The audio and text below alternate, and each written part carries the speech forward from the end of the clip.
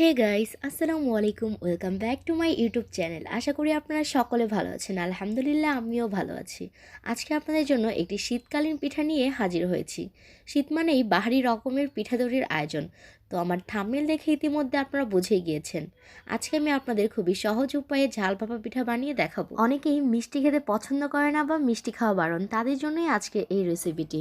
অনেক অঞ্চলে এই পিঠার ঢুপি পিঠা নামেও পরিচিত।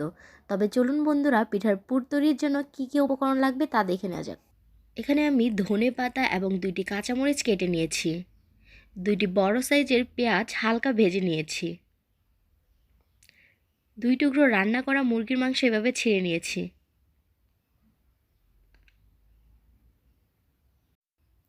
এখানে আমি ভেজে রাখা পেঁয়াজের কুচিগুলো নিয়ে নিচ্ছি এবং কেটে রাখা ধনে পাতা এবং কাঁচামরিচগুলো দিয়ে ভালো করে মেখে নেব।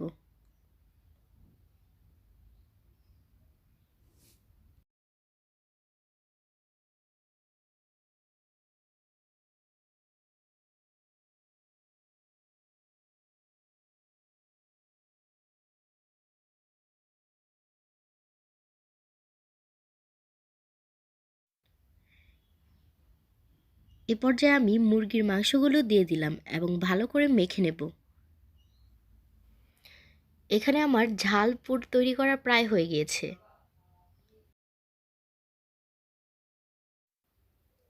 এখানে আমি একটি বাটি নিয়ে নিলাম এবং বাটিতে নতুন চালের 3 কাপ গুঁড়ি দিয়ে দিলাম।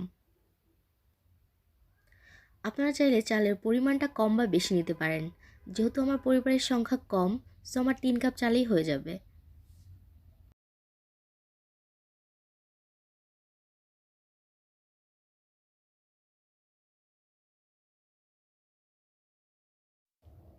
এখন আমি স্বাদ মতো লবণ দিয়ে দিলাম।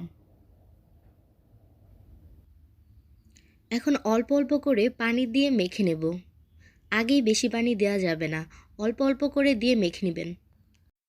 ততক্ষণই আপনি মেশাবেন যতক্ষণ না গুঁড়িগুলো মোট করে ধরলে ঝরে না পড়ে যায়।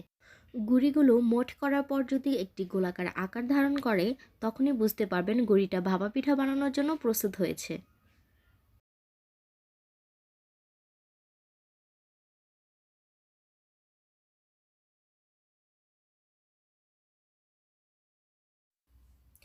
আমি আবারও এভাবে ছিটিয়ে ছিটিয়ে পানি দিয়ে মেখে নিচ্ছি।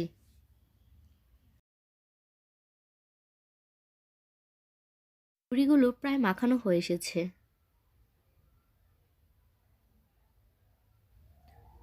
মোট করলেও ঝরে পড়ছে না। এখন চেলে নেব। চালার জন্য বাসায় কিছু না থাকলে আপনারা বাসার পুরনো মশারি দিয়ে চালতে পারেন।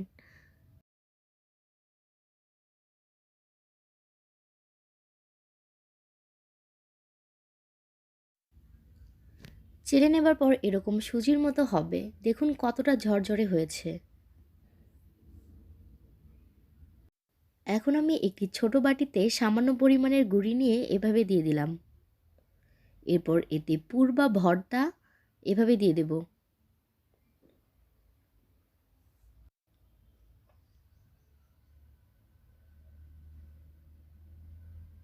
আবার সামান্য পরিমাণের কিছু গুঁড়ি দিয়ে এভাবে ঢেকে দেব।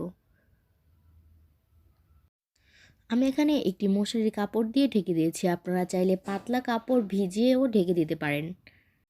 এখন আমি পাতিলে এভাবে বসিয়ে দিলাম।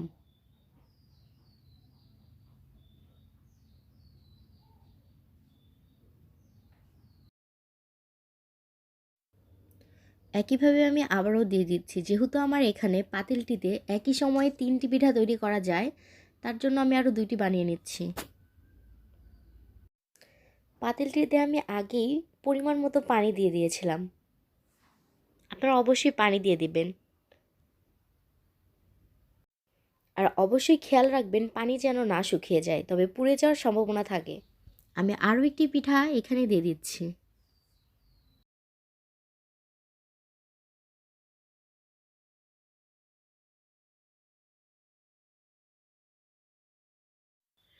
চার থেকে 5 মিনিট এখন আমি এটি ঢাকনা দিয়ে ঢেকে ভাপ করে নেব।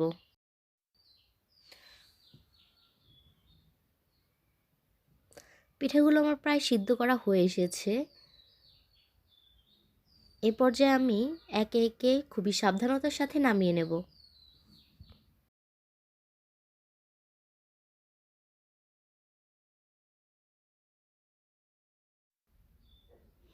আপনারা দেখতেই পাচ্ছেন পিঠাগুলো কতটা সুন্দর এবং নরম হয়েছে। ভালো লাগলে অবশ্যই সাবস্ক্রাইব করবেন এবং লাইক কমেন্ট দিয়ে পাশে থাকবেন। আর এমন মজার মজার রেসিপি সবার আগে পেতে অবশ্যই বেল আইকনে ক্লিক করবেন। সকলকে ধন্যবাদ।